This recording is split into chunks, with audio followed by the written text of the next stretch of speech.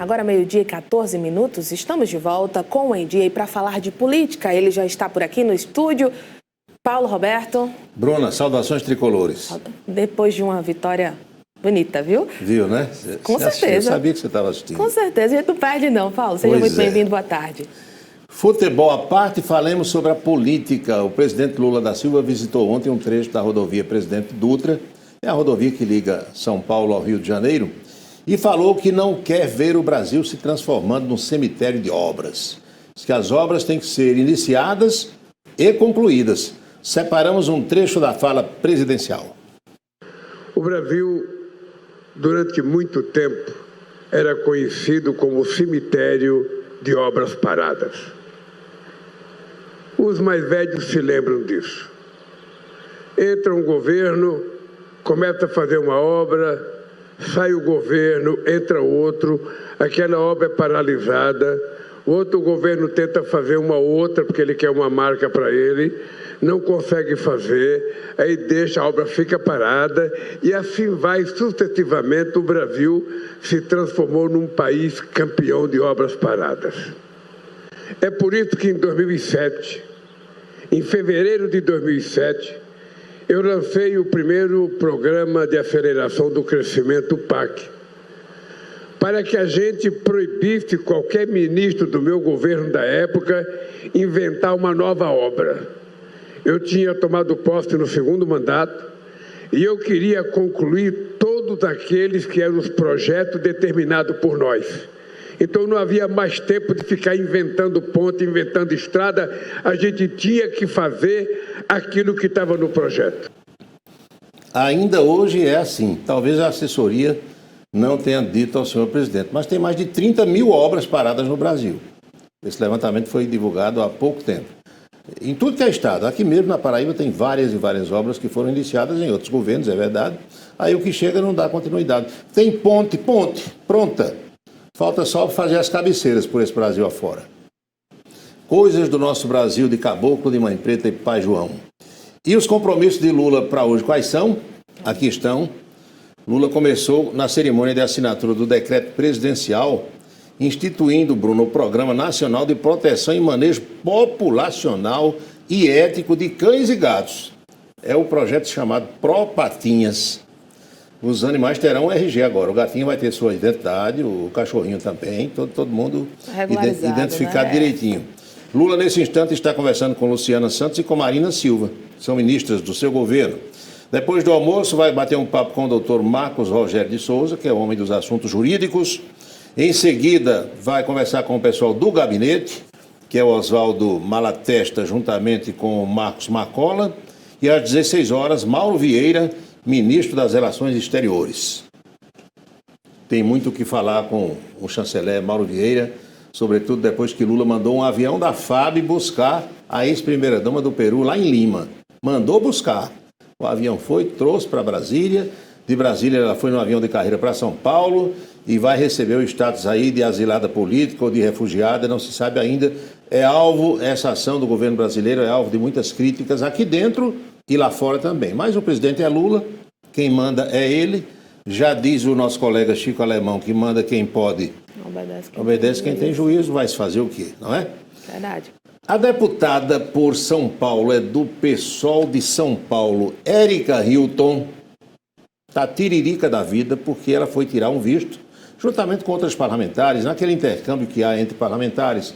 Vêm parlamentares de outros países visitar o parlamento brasileiro e vão os parlamentares daqui visitar outros países. Então vai uma comitiva de parlamentares brasileiros aos Estados Unidos. E ela foi tirar o seu visto, mandou a documentação toda com passaporte, vai à embaixada americana em Brasília e faz a documentação. E quando chega com o nome com o qual ela foi registrada quando nasceu. O nome é masculino, parece que é Felipe. E ela queria que no documento viesse Érica Hilton.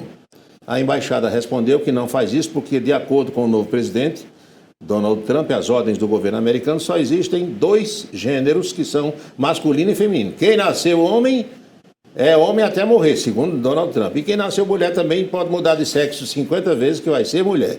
Isso tem uma repercussão danada hoje na mídia brasileira e nós temos a palavra de Érica Hilton revoltada. É estarrecedor.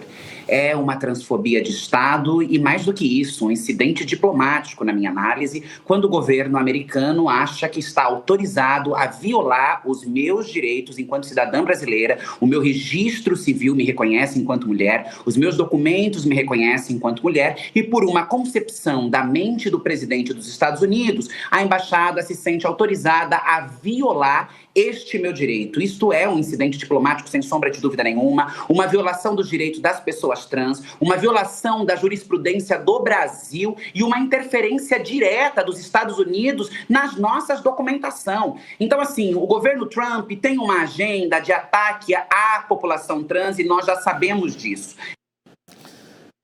A gente repercute isso também lá no blog camisa10.net.br da seguinte maneira. Aqui está. Nasceu homem, é macho. Embaixada norte-americana diz que só reconhece 2 sexos imutáveis ao responder sobre o visto de Erika Hilton. E teve um outro caso, Pierre Cardin, de uma outra deputada que também é trans. Ela é do estado das Minas Gerais e também está na mídia. Caso parecido. Duda Salabé afirma que teve visto americano alterado para gênero masculino. É o mesmo caso da outra deputada Erika Hilton. E a gente tem que dizer aqui, porque a deputada Erika Hilton está ameaçando denunciar o presidente americano na ONU, em outros organismos internacionais. Minha gente, o presidente Trump está fazendo o que ele disse durante a campanha que ia fazer. Ele disse isso, que se ganhasse só reconheceria 2 gêneros. Outra coisa, a casa é dele. Entra lá alguém do jeito que ele quiser. É só a deputada não ir. Não tem problema nenhum. As duas, não, o homem quer que eu entre lá como homem, eu não vou.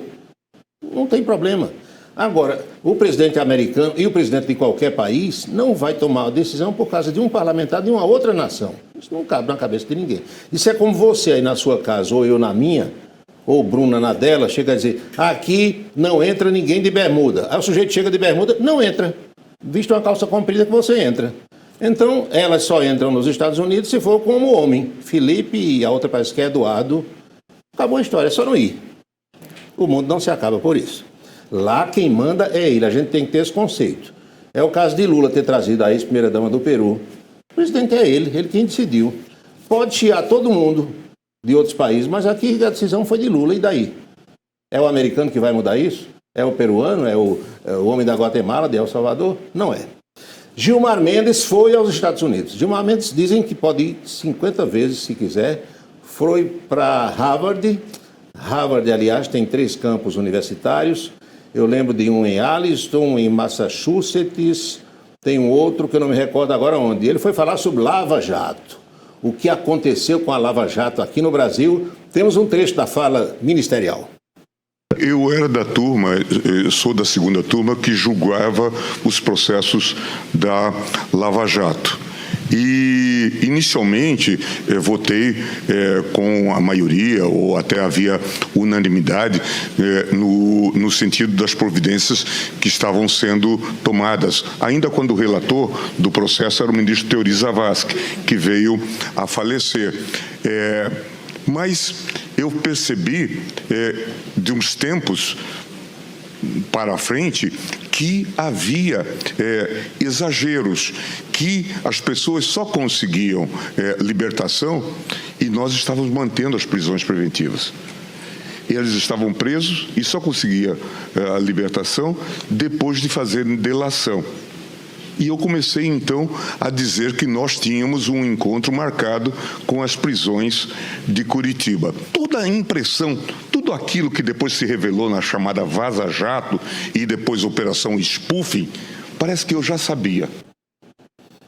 Como tem gente dizendo também, Bruno, que já sabe que mais tarde algo parecido vai acontecer em relação ao que se verifica hoje. Será? Não se sabe. Por aqui, Semana Santa, tem muitos prefeitos e prefeitas que resolvem distribuir peixe. Ninguém distribui frango nesse tempo. Ninguém distribui picanha. Bisteca suína. Nem vê. Nada disso. Não, peixe o pessoal distribui. A prefeitura de Pilar resolveu distribuir peixe com a população. Tome peixe para cima. Peixe, meu amigo, o peixe estava estragado, pelo que se divulga, e o pessoal adoeceu, e o problema é sério, viu? Grave, tem gente que perdeu a Páscoa toda, olha só.